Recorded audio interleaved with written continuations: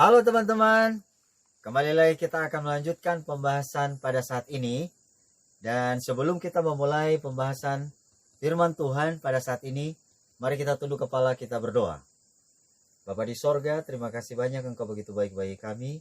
Kami akan mempelajari firman-Mu. Biarlah Engkau urapi kami dengan kuasa-Mu, sehingga firman yang kami pelajari boleh kami mengerti, dan kami disanggupkan mengikuti kehendak Tuhan. Ini doa kami di dalam nama Tuhan Yesus kami berdoa. Amin. Matius 25, kita baca di ayat yang pertama. Firman Tuhan berbunyi demikian. Pada waktu itu, hal kerajaan sorga seumpama 10 gadis yang mengambil pelitanya dan pergi menyongsong mempelai laki-laki. Nah, kalau perhatikan baik-baik, dalam buku Matius pasal 25, judul besarnya di sana adalah 5 gadis yang bodoh dan 5 gadis yang bijaksana. Dan di dalam ayat yang pertama dikatakan bahwa pada waktu itu hal kerajaan sorga seumpama 10 gadis. Nah, saat ini kalau kita mau mengetahui mengenai kerajaan sorga, hal kerajaan sorga, maka kita perlu mempelajari perumpamaan. Perumpamaan yang Tuhan Yesus berikan, dan perumpamaan itu adalah 10 gadis. Dikatakan bahwa 10 gadis ini membawa pelitanya dan pergi menyongsong mempelai laki-laki. Nah, kalau lihat di dalam bahasa Inggris dia bilang begini, "Then shall the kingdom of heaven be likened unto 10 virgin." 10 virgin. Nah, 10 virgin ini adalah kata lainnya bukan hanya 10 gadis tetapi 10 perawan, which took their lamps and went forth to meet the bridegroom. The bridegroom. Nah, perhatikan baik-baik kata demi kata yang ada di dalam buku Matius pasal 25. Nah, pertanyaan saya di sini adalah, apa yang dimaksud dengan 5 gadis yang bodoh dan 5 gadis yang bijaksana? 10 anak darah. 10 anak darah adalah melambangkan umat-umat Tuhan yang hidup di dunia ini, yang menantikan bridegroom, yang menantikan mempelai laki-laki. Lalu muncul pertanyaan, siapakah mempelai laki-laki? Siapakah mempelai laki-laki? Di dalam Alkitab, kalau sudah berbicara mengenai mempelai laki-laki, maka itu merujuk kepada Tuhan Yesus. Nah, dengan demikian, jawaban yang kita temukan saat ini adalah 10 anak darah atau 10 perawan, 10 gadis adalah umat-umat Tuhan, adalah umat manusia, sementara mempelai laki-laki adalah Tuhan Yesus. Amin? Ya, amin. Nah, kalau begitu, kenapa dibedakan ada 5 gadis yang bodoh dan 5 gadis yang bijaksana? Sekarang saya tanya, berapa di antara Anda yang mendengarkan pekabaran ini ingin jadi orang pintar? Kita semua ingin jadi orang pintar. Hanya orang yang kurang waras saja ingin jadi orang goblok. Oke? Rata-rata kita semua ingin jadi orang pintar. Tetapi sayangnya Alkitab tidak menyebutkan pintar. Tetapi Alkitab menyebutkan mengenai bijaksana. Oke? Mengenai bijaksana. Nah, kemudian Alkitab juga tidak menyebutkan mengenai cerdas dan jenius. Tapi Alkitab hanya menyebutkan mengenai bijaksana. Dan 5 bijaksana, kemudian 5 bodoh. Sebelum kita lanjut mengenai bijaksana dan bodoh ini, mari kita lihat apa yang mereka bawa. Di dalam ayat yang pertama masih dia bilang begini, which took their lamps. Mereka membawa pelita. Lamps ini bukan hanya artinya pelita, tetapi bisa juga adalah lampu. Nah, pertanyaan saya di sini adalah, apa arti pelita di dalam Alkitab? Kalau kita pergi ke buku Mazmur. Buku Mazmur pasal yang ke-119 ayat yang ke-105, firman Tuhan berkata seperti ini. Firman-Mu adalah pelita bagi kakiku dan terang bagi jalanku. Jadi, ketika Alkitab berbicara mengenai pelita, maka ini berbicara mengenai firman Tuhan. Firman Tuhan. Perhatikan baik-baik. 10 anak darah itu membawa pelita.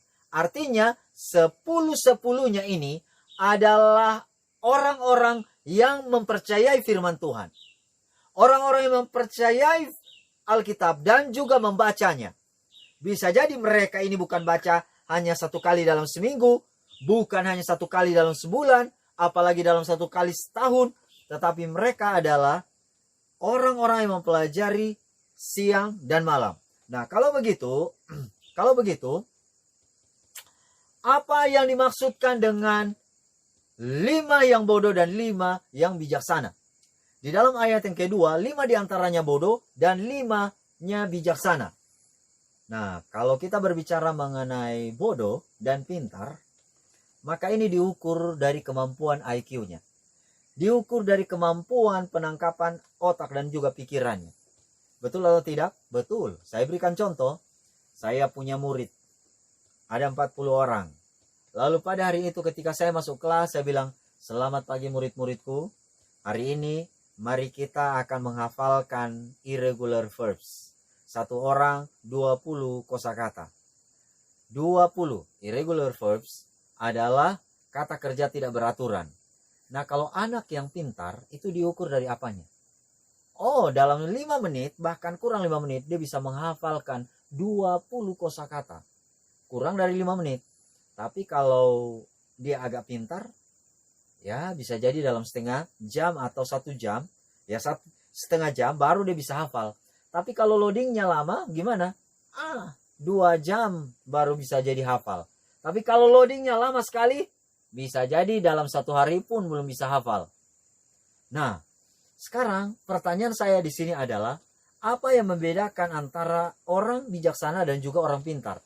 Kalau orang pintar itu diukur dari kemampuan IQ-nya. Tetapi yang dimaksudkan dengan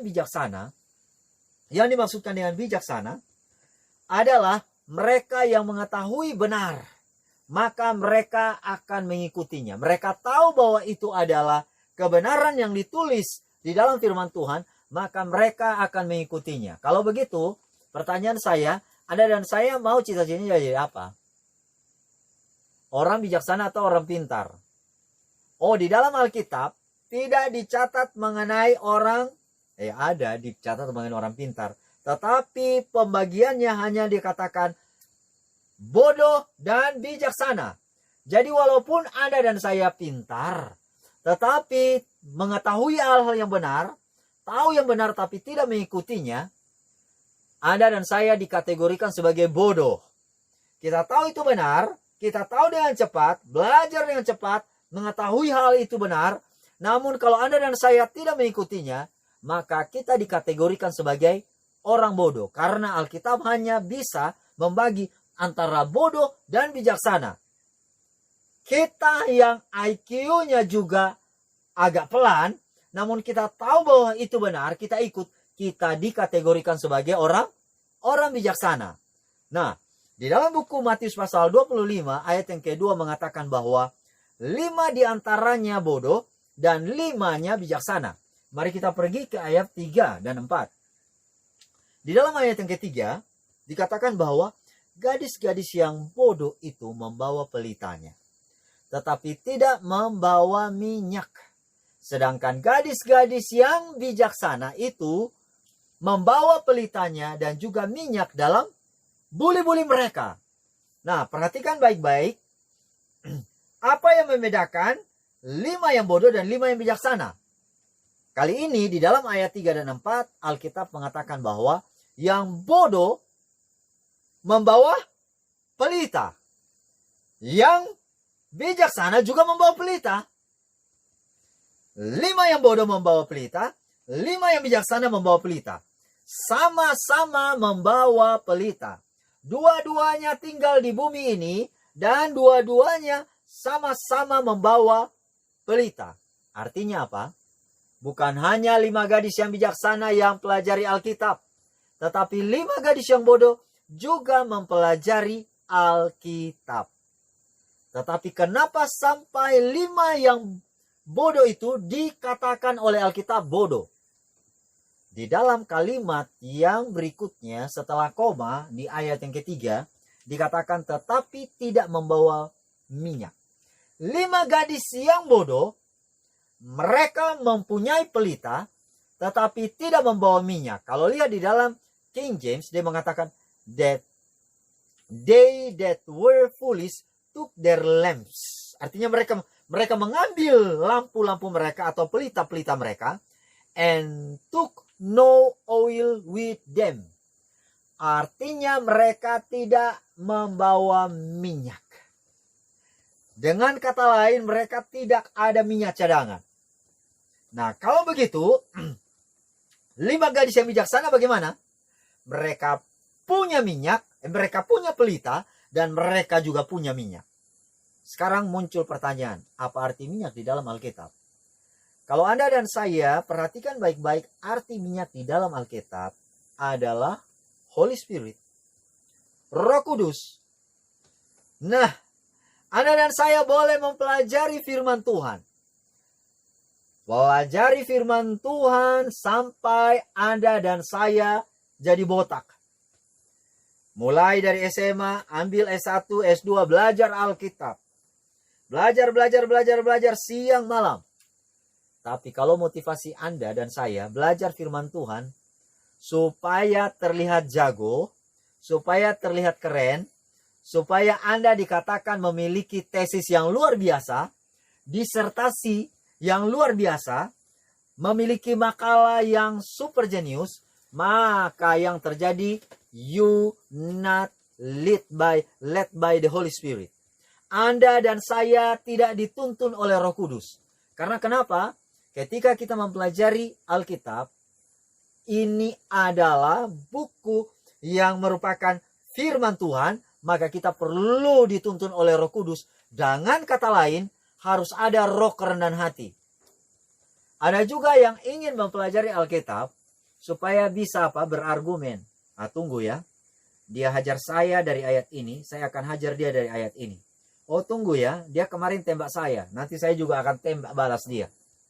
Kalau motivasi Anda dan saya mempelajari Alkitab hanya untuk tembak-menembak, hanya untuk menang dalam argumen, maka yang terjadi Anda dan saya tidak dituntun oleh Roh Kudus. Jadi, orang yang benar-benar dituntun oleh Roh Kudus, biarkanlah firman yang hidup dalam dia. Bukan berapa banyak firman yang dia ketahui, lalu dirinya sendiri yang yang hidup dalam dirinya sendiri. Maka apa gunanya?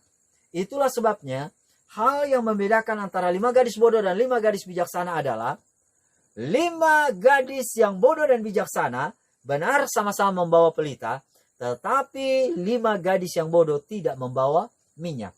Artinya Roh Kudus itu tidak bersama-sama dengan dia. Apakah memang benar orang yang bodoh tidak dituntun oleh Roh Kudus? Oh, jangan berpikir demikian. Kadang-kadang Roh Kudus itu bisa tinggal dalam diri orang yang dikategorikan di dalam perumpamaan ini sebagai orang yang bodoh. Tetapi Senin Kamis. Mari saya berikan contoh. Ada yang merasa bahwa, aduh, saya kalau mendengarkan pekabaran dari si A, maka roh saya sepertinya dipenuhi oleh Roh Kudus. Tapi kalau saya dengarkan pekabaran dari si B, maka saya dipenuhi oleh roh setan. Apakah saudara-saudara, apakah Anda dan saya dipenuhi Roh Kudus bergantung oleh karena pembicara? Oh, ada yang bilang begini, kalau saya pulang, saya lihat istri saya cantik, sepertinya saya dipenuhi oleh roh. Tapi kalau saya lihat istri saya jelek, saya dipenuhi oleh kuasa setan. Nah, apakah roh akan merasuki saya bergantung kecantikan istri di rumah? Dengar baik-baik. Roh tidak harus pergi Senin Kamis dalam diri kita. Tetapi roh ini bisa secara konsisten tinggal dalam diri kita. Karena kenapa? Ini bergantung kepada hubungan kita. Dari mana saya tahu? Pada waktu Tuhan Yesus berada di dunia ini, dalam pelayanannya 3,5 tahun, Di dalam buku Markus pasal yang pertama ayat yang ke-35 mencatat bahwa pagi-pagi benar, sebelum orang bangun, sebelum ayam berkokok, dia mengambil tempat. Di tempat bagaimana? Solitary place. Tempat yang sunyi, lalu di sana dia berdoa. Apakah dia hanya berdoa pada pagi-pagi hari saja? Oh tidak. Dalam setiap kehidupan Tuhan Yesus, dia punya kehidupan adalah kehidupan doa. Setiap saat. Itulah sebabnya teladan yang sama dia mau berikan kepada Anda dan saya, agar kalau kita mau dikuasai oleh Roh, kita juga harus memiliki hubungan yang sama seperti yang diteladankan oleh Tuhan. Kemudian, mari kita lihat di dalam ayat selanjutnya. Sedangkan gadis-gadis yang bijaksana itu membawa pelitanya dan juga minyak dalam buli-buli mereka. Nah, ciri-ciri 5 gadis yang bijaksana adalah mereka yang memiliki hubungan pribadi dengan Tuhan yang kuat. Bukan hanya mempelajari firman Tuhan bukan motivasi mereka mempelajari firman Tuhan untuk berargumen, untuk bisa menyerang ke sana, menyerang ke sini, tetapi dengan kerendahan hati mereka memohon agar Roh Tuhan yang menuntun mereka, dan firman inilah yang menuntun mereka. Nah, sekarang mari kita pergi ke ayat yang kelima. Di ayat yang kelima, firman Tuhan berkata demikian. Tetapi karena mempelai itu lama tidak datang-datang juga, mengantuklah mereka semua lalu tertidur. Wah, ini menarik. Alkitab katakan di dalam ayat yang kelima, tetapi karena mempelai itu lama tidak datang-datang juga, mengantuklah mereka semua. Mari kita lihat. Kalau lihat dalam bahasa Inggrisnya, dia bilang begini. While the bridegroom tarried, they all slumber and slept. Mari kita lihat. Kalimat yang pertama, tetapi karena mempelai itu lama tidak datang. Ada beberapa poin yang ingin kita ketahui, yang ingin kita pelajari saat ini. Di dalam ayat yang kelima, poin yang pertama adalah mengenai lama tidak datang-datang. Bahasa Inggrisnya menyebutkan dengan kata tarry. Kalau Anda pergi ke bahasa asli kata tarry, dia menulis dengan kata kronos. Apa katanya di situ? Kronos. Nah, kronos ini poin yang pertama ya, berhubungan dengan tetapi karena mempelai itu tidak datang-datang. Mempelai itu lama tidak datang-datang. Nah, bahasanya di situ dia bilang while the bride tarried. Tarried ini bahasanya adalah kronos. Kata kronos ini bukan arti hanya lama tidak datang, tetapi membosankan. Sama juga menjengkelkan. Mirip ya, membosankan, menjengkelkan. Saya berikan contoh, saya tunggu kekasih hati saya dari jam 7. Dia bilang nanti jam 8 datang. Jam 8 tak datang, jam 9 tak datang, jam 10 tak datang, jam 11 tak datang, jam 12 tak datang. Kalau Anda di posisi saya, jengkel atau enggak? Bukan hanya bosan saja, jengkel, kurang ajar. Oke? Kata tarry yang dalam bahasa aslinya kronos ini adalah menjengkelkan. Nah, sementara ada kata yang lain yang dituliskan dalam Efesus 5 ayat yang ke-16. Dia bilang, dan pergunakanlah waktu yang ada. Waktu yang ada atau kata time, ya dia bilang redeeming the time. Time itu dia menggunakan kata kairos. Jadi ada dua kata. Ada dua kata di sini, kronos dan juga kairos. Jadi kalau kronos itu begini. Saya berikan contoh gini. Ini contoh yang lain ya. Coba Anda bayangkan, Anda mengadakan perjalanan ya. Perjalanan dari Jakarta ke Bandung. Jakarta ke Bandung itu kurang lebih berapa jam? Taruhlah 2 jam. Kurang lebih ya, 2 jam. Nah, perjalanan dari Jakarta Bandung menggunakan travel. Travel ya. Waktu Anda naik di dalam travel itu, sementara duduk Anda dengan manis di travel itu, tiba-tiba di samping kiri Anda yang tempatnya duduk kosong, tiba-tiba ada seorang kakek yang sangat berbau busuk dan kotor sekali. Ternyata dia ini adalah pemulung. Duduk di samping Anda. Dan sementara menjalani perjalanan dari Jakarta ke Bandung, dalam 15 menit pertama, kakek ini tiba-tiba muntah di jalan. Lalu muntahnya ini tidak tanggung-tanggung, banyak sekali dan berbau busuk. Dan ada juga yang sudah terpancar, sudah kena di pakaian Anda. Kira-kira bagaimana perasaan Anda? Jengkel atau enggak? Jengkel. Dan Anda berasa bahwa, wah, sial kali ini. Ini waktu yang sama seperti sial. Tadinya perjalanan hanya 2 jam. Tetapi rasa-rasanya seperti dua hari perjalanan. Lama sekali tua. Kenapa saya dapat malapetaka? Kok waktunya begitu lama? Nah, ini yang disebut dengan kronos. Waktu yang menjengkelkan sekali. Waktu yang sial sekali. Nah, tapi bagaimana kalau dengan kairos? Ini yang tulis dalam Efesus 5 ayat 16. Kalau kairos ini begini jadinya. Anda mengadakan perjalanan juga dari Jakarta ke Bandung. 2 jam perjalanan. Lalu tiba-tiba di samping kiri Anda ini kosong, tempat duduknya kosong. Waktu sementara duduk, tiba-tiba yang naik itu adalah orang yang Anda kagumi. Orang yang Anda naksir. Ya taruhlah Anda gini anak muda ya. Lalu waktu dia membuka pintu dan mau masuk, dia lihat tempat duduk satu-satunya kosong di samping Anda. Dan dia duduk. Waduh, senangnya bukan main. Perjalanannya cuma 2 jam. Tapi rasanya seperti 2 menit. Kenapa? Aduh, Pak sopir, kenapa jalannya begitu cepat? Kalau boleh, ban pecah dong di tengah jalan. Biar kami punya banyak waktu.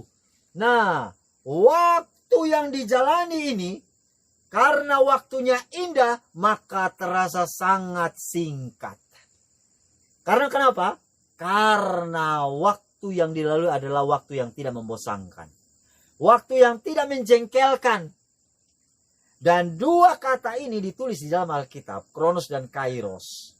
Dan Anda mau percaya atau tidak percaya, di dalam kehidupan Anda sering menghadapi 2 waktu ini, 2 jenis waktu ini. Kronos dan juga kairos.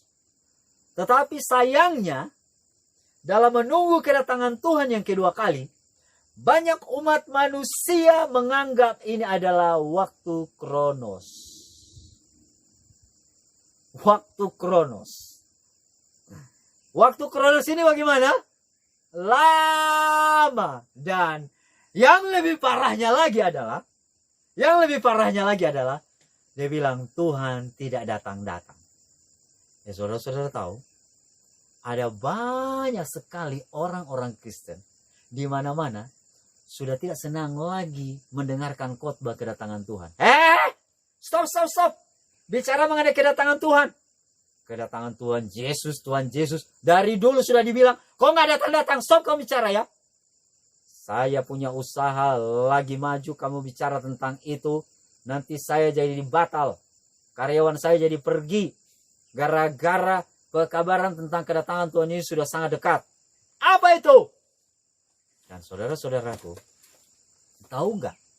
Kejahatan, salah satu kejahatan di pandangan Tuhan zaman ini adalah apa? Bakar rumah, melawan orang tua, atau berzina, atau membunuh, mencuri, merampok bank.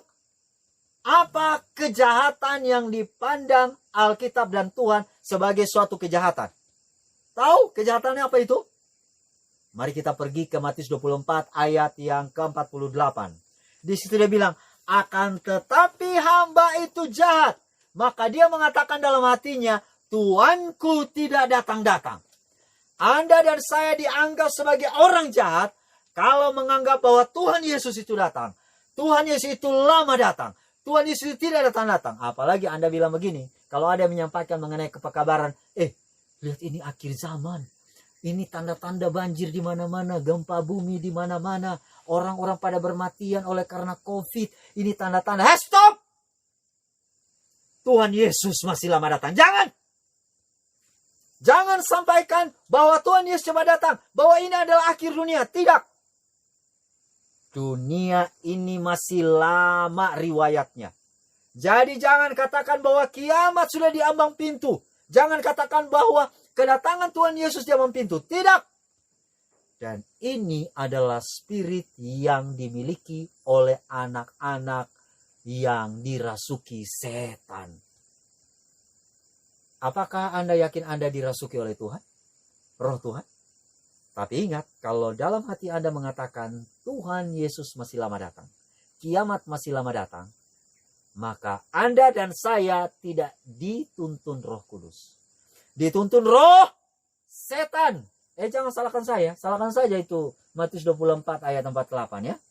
Ya, salahkan saja. Nah, pertanyaannya sekarang adalah, kalau begitu, kenapa Tuhan Yesus tidak datang-datang? Iya kan? Ini sekarang pertanyaan. Kenapa Tuhan Yesus tidak datang-datang? Mari saya kasih tahu. Kenapa Tuhan Yesus tidak datang-datang? Apakah memang di dalam Alkitab dikatakan bahwa Tuhan menunda kedatangannya? Apakah, ini poin yang berikutnya ya. Apakah di Alkitab pernah dikatakan bahwa Tuhan menunda kedatangannya? Nah, mari kita lihat sama-sama. Alasan Tuhan tidak datang, apakah ini berarti bahwa Tuhan tidak siap atau manusia tidak siap? Saya ingin baca di dalam buku Peristiwa-peristiwa Akhir Zaman halaman 22 dan 23. Halaman 22 dan 23. Alasan kenapa Tuhan Yesus tidak datang. Tidak datang, belum datang. Mari kita baca dalam buku Peristiwa Akhir Zaman halaman 22 dan 23. Kalau saja umat Advent setelah kekecewaan besar tahun 1844 memegang teguh iman mereka dan terus maju dalam kesatuan saat dimulainya pemeliharaan Allah, menerima pekabaran malaikat yang ketiga dengan kuasa Roh Kudus mengumandangkannya pada dunia ini, niscaya mereka sudah melihat keselamatan dari Allah. Tuhan tentu telah melaksanakan dengan perkasa mendukung usaha-usaha mereka. Pekerjaan ini sudah selesai dan Kristus pasti sudah datang sebelum ini untuk menjemput umatnya dengan pahala mereka. Bukanlah kehendak Allah supaya kedatangan Kristus demikian tertunda. Berarti penundaan ini disebabkan oleh siapa? Apakah oleh Tuhan? Bukan, tetapi oleh karena umat Tuhan belum siap. Bukan karena Tuhan tidak siap, tetapi umat Tuhan belum siap. Di dalam buku The Desire of Ages, halaman 633 dan 634, di situ dibilang begini.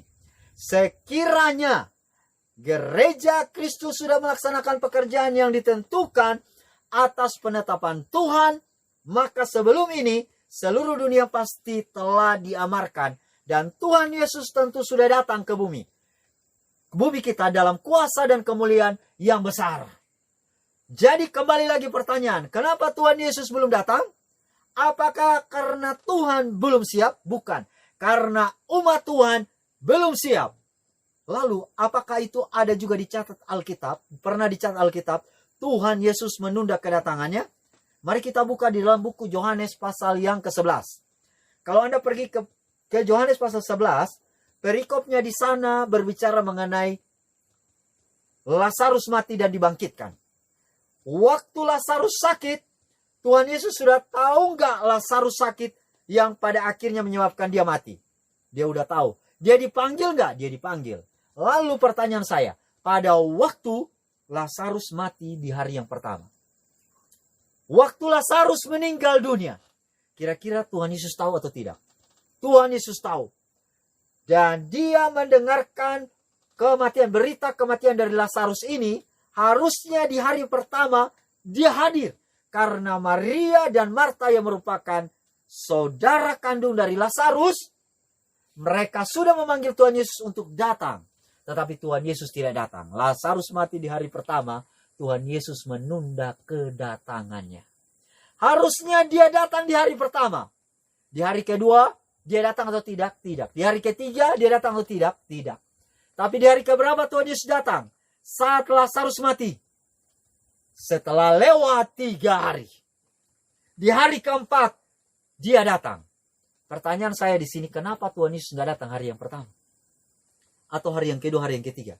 Kenapa dia harus datang di hari yang keempat? Tahu kenapa alasannya? Karena kalau dia datang di hari yang pertama, lalu dia bangkitkan Lazarus, maka Tuhan tidak dimuliakan di sana. Dengan kata lain, umat Yahudi, umat Tuhan waktu itu belum siap. Dia sengaja datang lewat 3 hari, supaya kalau dia datang dan dia bangkitkan, maka Tuhan dimuliakan di sana. Dan dengan kata lain, umat Tuhan yang menyaksikan waktu itu sudah siap. Dan saudara-saudara tolong perhatikan baik-baik, sejarah Tuhan Yesus membangkitkan orang mati, Lazarus adalah case yang pertama. Yang dibangkitkan, orang yang pertama dibangkitkan setelah lewat 3 hari. Sebelumnya itu hari pertama dibangkitkan. Dan di pandangan orang Yahudi, kalau orang yang mati di hari yang pertama, orang Yahudi bilang, itu mati suri itu. Itu belum mati benar-benar. Dan dia sengaja datang di hari yang keempat, 3 hari lewat setelah Lazarus mati, supaya Tuhan dimuliakan. Dan orang-orang Yahudi sudah siap karena mereka berpikir mustahil. Tetapi dengan firman-Nya dia katakan Lazarus bangkit. Nah sekarang mari kita lihat alasan kenapa Tuhan menunda kedatangannya. Bukan karena Tuhan tidak siap, tetapi umat Tuhan tidak siap. Di dalam Alkitab pun pernah dicatat dia pernah menunda kedatangannya. Nah, kalau begitu, apa yang menyebabkan umat Tuhan belum siap? Yang saya mau katakan di sini adalah, kalau mau lihat langsung secara spesifik, banyak anak-anak muda yang sudah demam Facebook. Entah cita-cita jadi artis gak kesampaian, maka yang terjadi mulai posting foto. Posting foto itu macam-macam. Coba lihat ini anak-anak muda. Kalau nggak begini, macam-macam. Lidahnya keluar, taruh jari ada 2, kemudian bikin pipinya mulai kembung, dan lain sebagainya. Kemudian mulai selfie. Kemudian setelah itu, aduh aku cantik nggak ya? Aku cantik nggak ya? Aduh, penampilanku oke atau enggak ya? Kalau sudah oke, mulai dia posting. Hari ini aku makan di Pizza. Oh, hari ini aku makan di McD. Lalu hari ini aku berfoto di air terjun Niagara. Oh, hari ini aku berfoto yang di menara Eiffel Prancis. Tahu tidak? Kadang-kadang di dalam mulut kita katakan Tuhan Yesus datang segera, tetapi dalam tindakan kita bilang, Tuhan Yesus gak usah datang lah. Dan banyak dari antara kita yang juga masih mencintai dunia. Masih mencintai dunia. Yang saya maksudkan di sini adalah, kalau ada di antara kita yang masih sekolah SMA, dia bilang, kalau saya tamat SMA, saya akan sekolah kedokteran. Tidak salah dengan sekolah kedokteran, tetapi kalau tujuan Anda agar Anda yang ditinggikan, dan Anda yang dimuliakan, maka yakinlah Anda dan saya, walaupun bilang Tuhan datang segera, tetapi dalam tindakan kita belum mempersiapkan Tuhan itu datang. Kenyataannya seperti itu. Oh, ada yang bilang begini, kalau saya udah besar, saya mau jadi artis terkenal. Ya, saya mau jadi artis terkenal. Suara saya ini didengar di mana-mana. Kemudian, kaset dan CD saya akan dibeli dan harganya terjual dengan laris. Ada yang katakan bahwa nanti saya akan menjadi YouTuber yang terkenal. Karena kenapa? Karena melalui suara saya. Melalui apa yang saya buat, talenta yang saya miliki, kemampuan yang saya miliki. Jadi, banyak orang memiliki cita-cita yang bukan meninggikan Tuhan, tetapi meninggikan dirinya. Ingat baik-baik, cita-cita setinggi apapun, tetapi tatkala Anda yang ditinggikan, Anda yang terlihat, bukannya Tuhan yang terlihat, maka yakinlah, kita katakan Tuhan datang segera. Namun dalam tindakan kita, kenyataannya kita bilang Tuhan jangan datang-datang. Dan Anda dan saya adalah orang yang jahat. Yang dimaksudkan bahwa Tuhan tidak datang-datang itu bukan hanya dengan kata-kata, tetapi dalam tindakan kita. Kata-kata kita boleh, Tuhan cepat datang, Jesus is coming soon. Tetapi kenyataannya enggak seperti itu. Tidak seperti itu. Itulah sebabnya saya mau katakan bahwa Roh Suci akan dicurahkan hanya apabila hati ini sudah sedia menerimanya. Setelah disucikan, dari segala dosa dan pelanggaran setelah diri sudah mati untuk ambisi-ambisi. Roh mencari kedudukan sudah hilang. Kerendahan hati, lemah lembut, dan penyucian sepenuhnya sudah menjadi milik orang percaya. Inilah yang disebut dengan Tuhan datang segera. Bukan hanya dari mulut tapi dari tindakan. Nah, kalau begitu mari kita lihat ayat yang ke-6. Ayat yang ke-6, mudah-mudahan masih semangat kita ya. Ayat yang ke-6 dikatakan gini. Matius 25 ayat 6. Waktu tengah malam terdengarlah suara orang berseru, mempelai datang. Sebelum saya menyentuh ayat yang ke-26, saya ingatkan dulu ayat yang ke-6. Saya ingatkan dulu ayat yang ke-5 tadi. Dia bilang begini, tetapi karena mempelai itu lama, mengantuklah mereka semua, lalu tertidur. Saya mau tanya, yang tertidur ini siapa? Apakah hanya 5 gadis bodoh? Tolong jawab, apakah hanya 5 gadis bodoh? Tidak. Alkitab mengatakan mereka ini adalah 10-10-nya tertidur. Bukan 5 gadis yang bodoh yang tidur. 10-nya ini artinya 5 gadis bijaksana juga tidur. Banyak kali kita berpikir, yang tertidur sudah pasti 5 gadis yang bodoh. 5 gadis bijaksana kan bijak. Mana mungkin tertidur? Saudara lupa. Di akhir zaman, bukan hanya 5 gadis yang bodoh tidur. 5 gadis bijaksana juga tidur. Saudara mau tahu bukti kenapa 5 gadis bijaksana juga tidur? Di mana-mana itu terjadi, di mana-mana. Mau di gereja yang besar, gereja yang kecil, terjadi tidur rohani. Tidur rohani maksudnya gimana?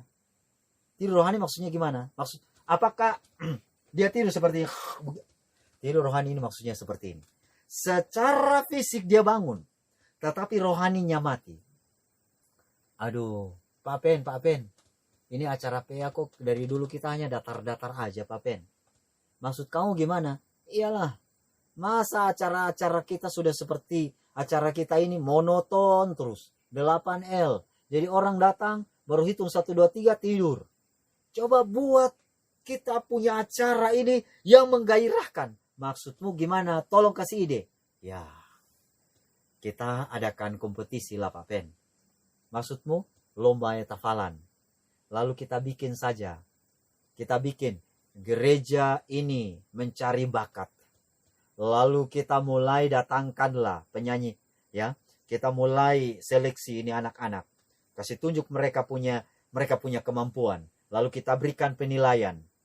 Nah, setelah penilaian yang mendapat juara 1 akan mendapatkan hadiah sekian juta. Yang juara 2 akan mendapatkan sekian juta. Yang juara 3 akan mendapatkan sekian juta. Dan inilah yang akan membuat semangat.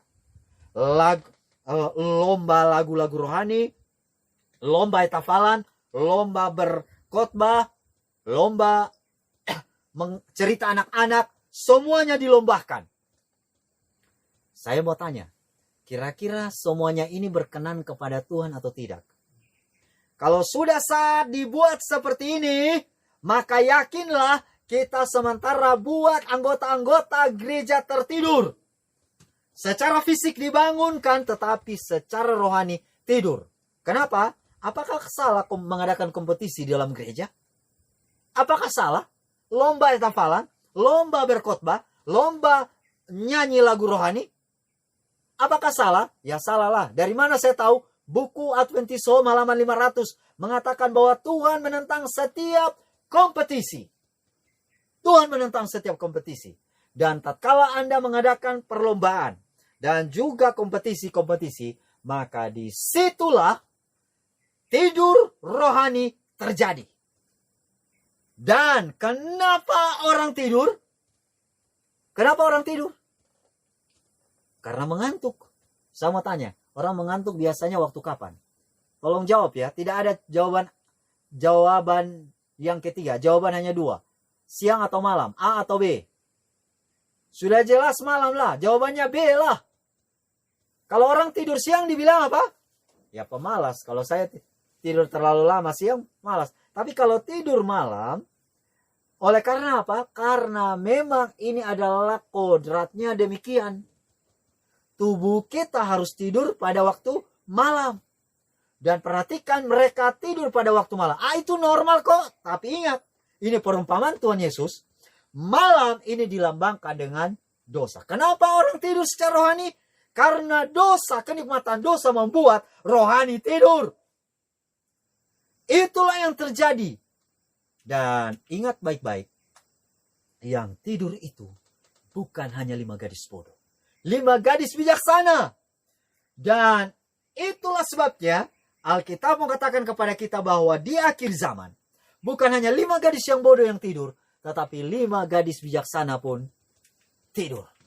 Sekarang mari kita lihat apa yang dikatakan di dalam ayat yang 6 yang tadi yang saya katakan. Dia bilang, waktu tengah malam terdengarlah suara orang berseru. Suara orang berseru. Waktu kapan? Tengah malam. Saya ulangi, tengah malam. Dan pada waktu tengah malam, menurut Anda dan saya itu jam berapa? Kira-kira jam 11 atau jam 12 ya. Wah, kalau Anda dan saya tidur jam 9 dan tidur jam 10, inilah jam-jam yang sangat enak untuk tidur. Sekarang bayangkanlah Anda dan saya tidur di jam-jam tengah malam. Sementara tidur, bagaimana Anda dan saya bisa dengarkan seruan?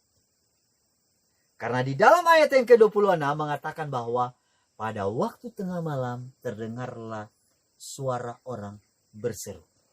Dalam bahasa Inggris dia menggunakan kata, and at the midnight there was a cry made.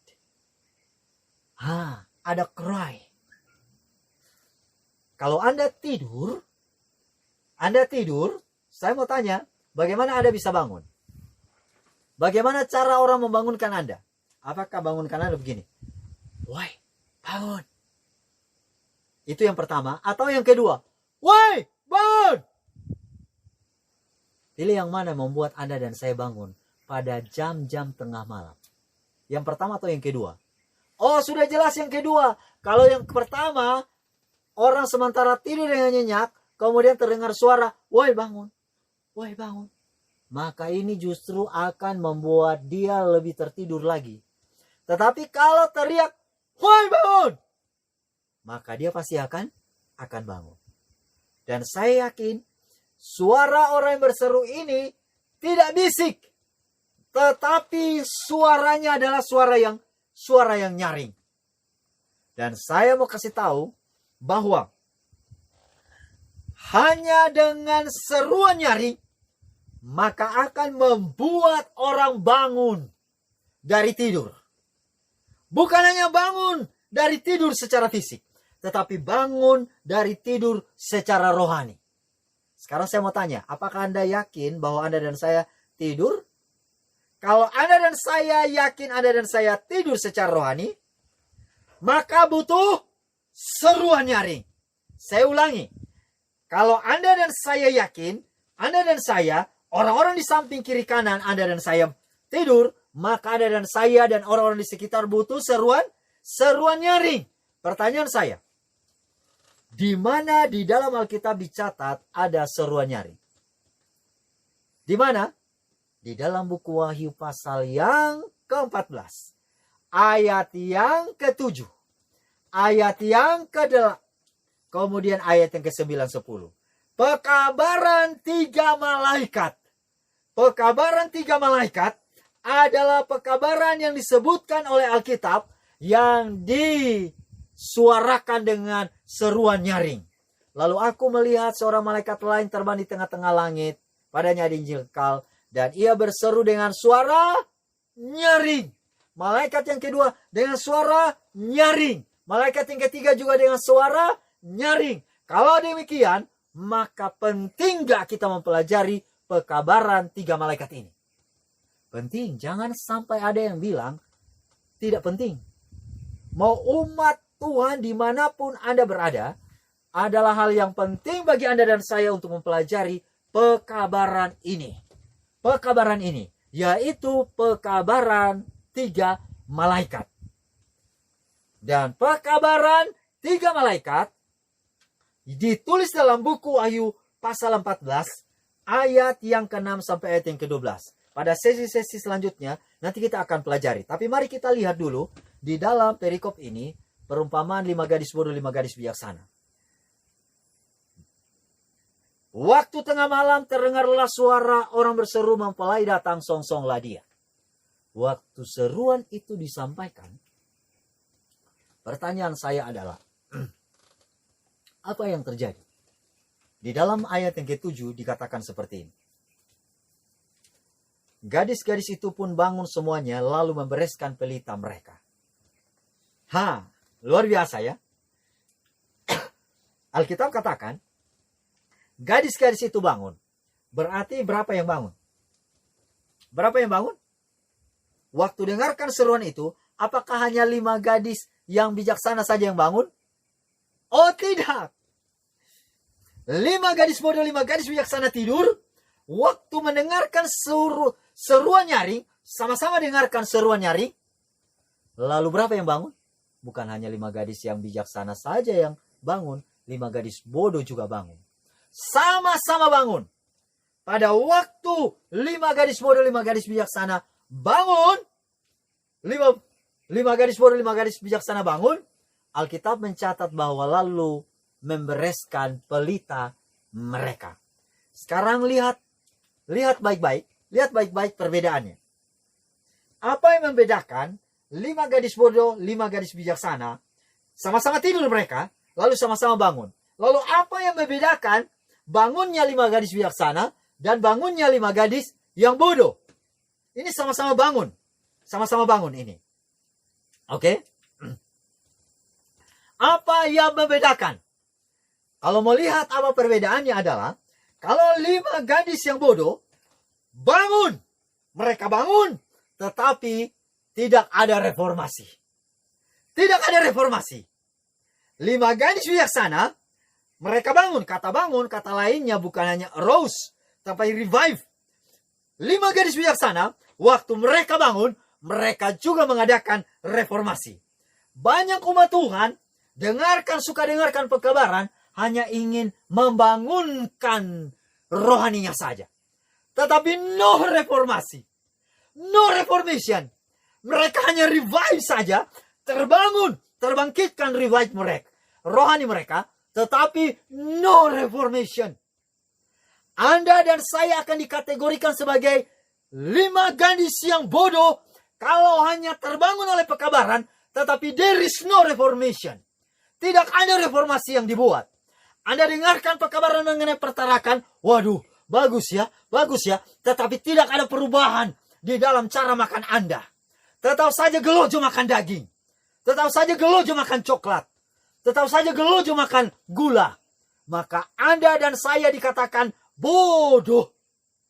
Kita dengarkan pekabaran, terbangkitkan rohani kita, namun there is no reformation, tidak ada reformasi.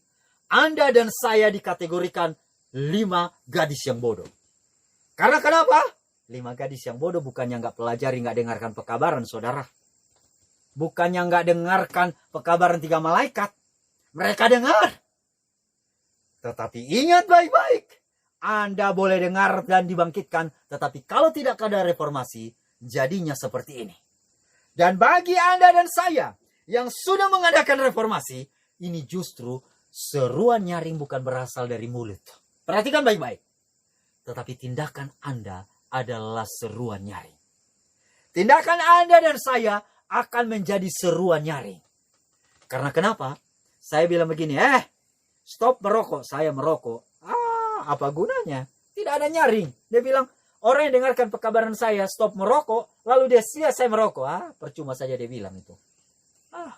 Dia boleh bilang stop merokok, tetapi hidupnya gelap gulita.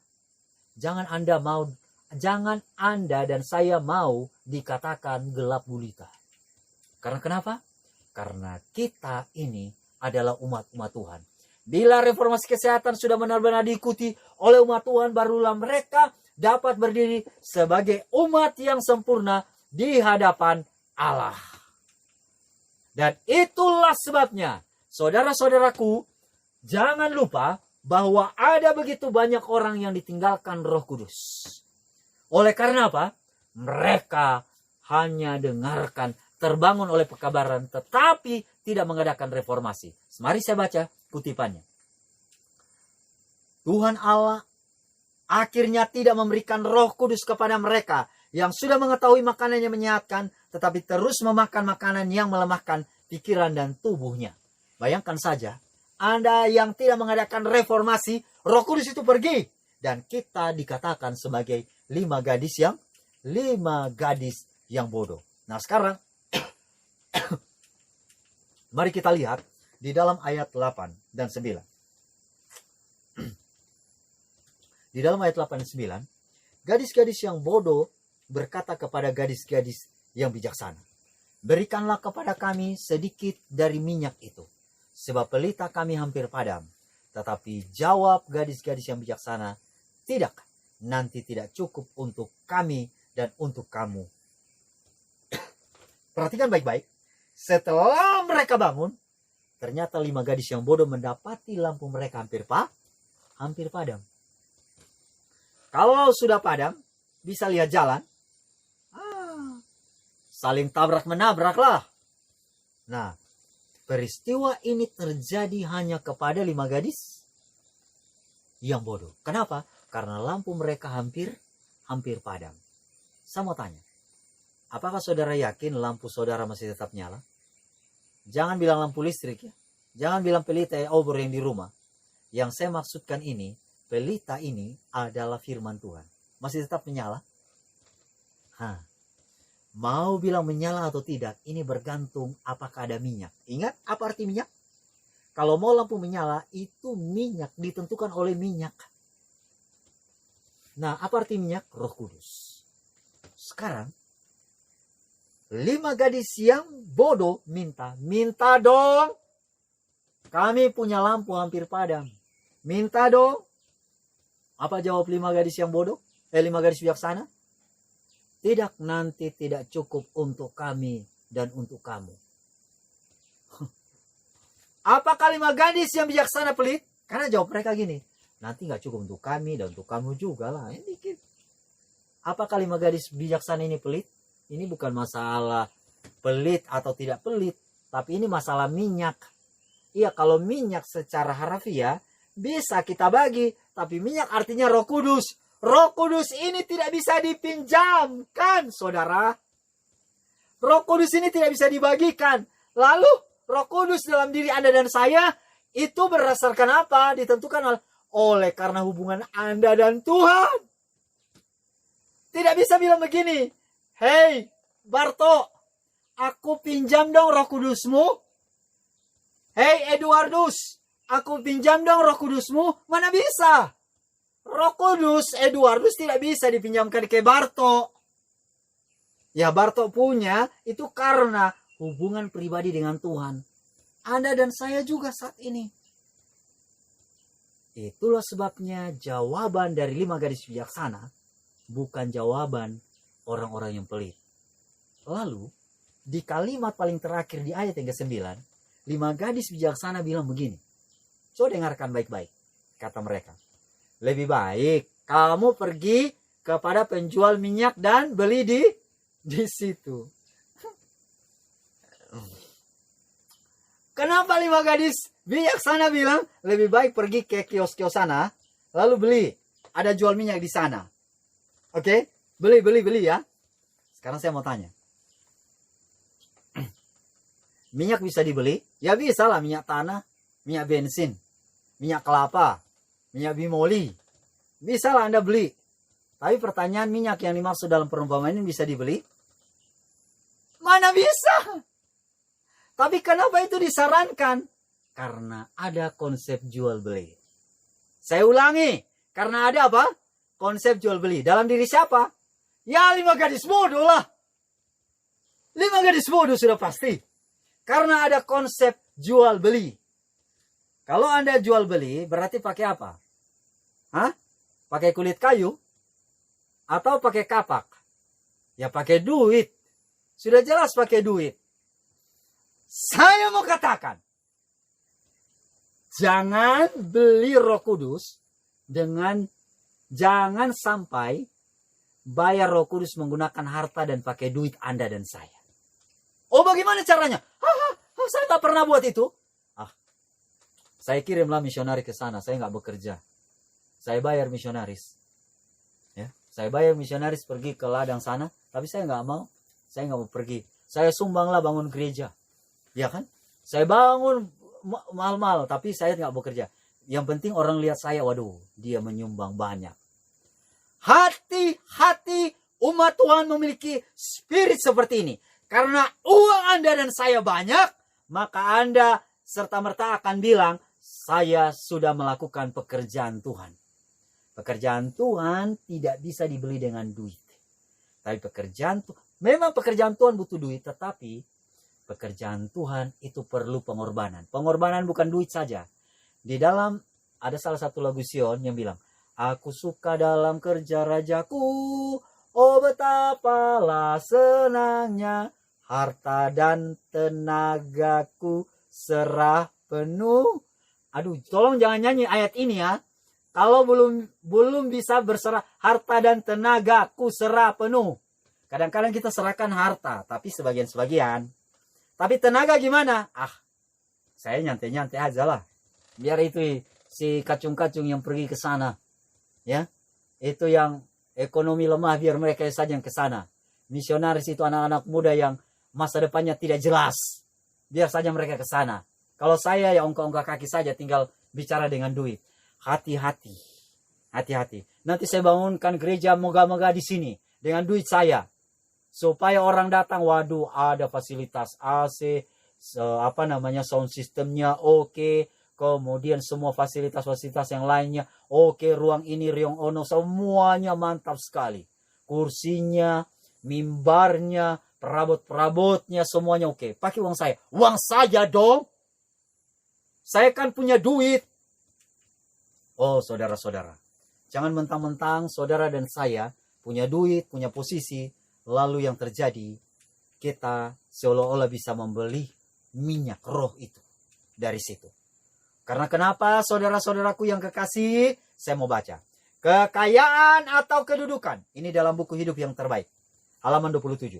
Kekayaan atau kedudukan, peralatan yang mahal-mahal, bangunan atau perabotan tidaklah perlu bagi kemajuan pekerjaan Allah. Begitu juga dengan prestasi yang mendapat pujian dari manusia yang hanya menimbulkan kesombongan, peragaan, dan betapapun mengesankan tidaklah bernilai dalam pemandangan Allah. Saudara-saudara, selanjutnya, karya seni yang paling tinggi mutunya tidak memiliki keindahan yang dapat dibandingkan dengan keindahan tabiat, yaitu hasil dari pekerjaan Roh Kudus di dalam jiwa. Jadi saudara-saudaraku, kita punya harta, kita punya kedudukan, kita punya prestasi. Semuanya itu tidak bisa membeli keindahan tabiat. Tetapi keindahan tabiat hanya bisa didapati oleh karena hubungan pribadi Anda yang kuat dengan Tuhan. Dengan Bapa, dengan Tuhan Yesus Kristus yang menjadi imam besar sekarang ini.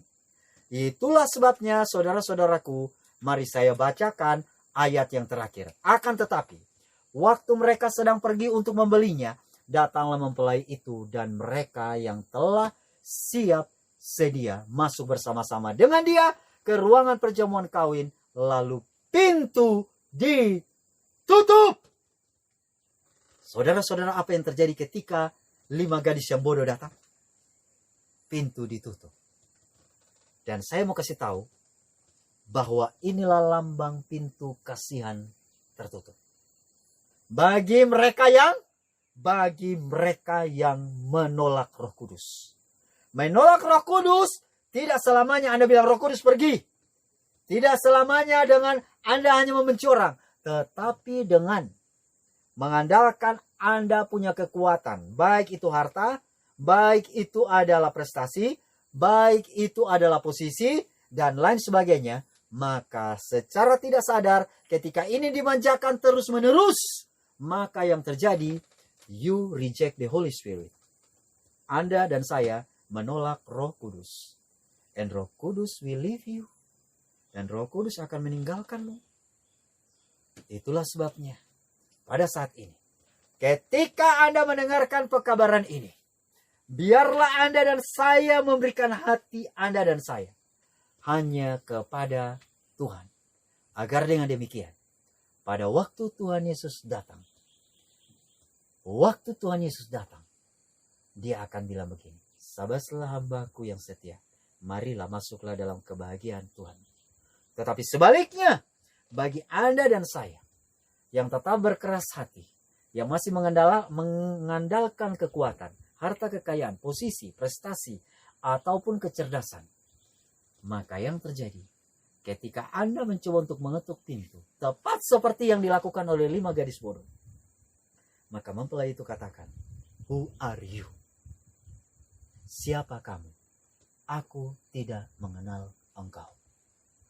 Biarlah kalimat ini tidak akan menjadi nyata dalam kehidupan Anda dan saya. Karena kenapa? Karena Anda dan saya masih diberikan kesempatan saat ini. Mari kita tunduk kepala, kita satu dalam doa. Tuhan di sorga, terima kasih Engkau telah menyertai kami. Kami tahu bahwa kami lemah.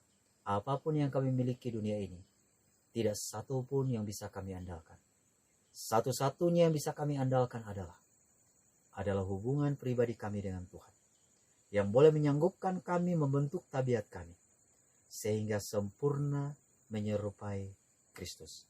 Jika hari ini kami masih sombong, kami belum memiliki roh kerendahan hati, Tuhan ajarkanlah kami, tolong ampuni kami, agar kami benar-benar memiliki roh kerendahan hati. Tuhan, apabila hari ini kami masih mencintai diri kami, ajarkanlah kami untuk bertobat, untuk lebih mengasihi Tuhan dan mengasihi sesama. Terima kasih banyak Tuhan. Kami serahkan hidup dan pelayanan kami dalam tangan Tuhan. Di dalam nama Tuhan Yesus kami berdoa. Amin.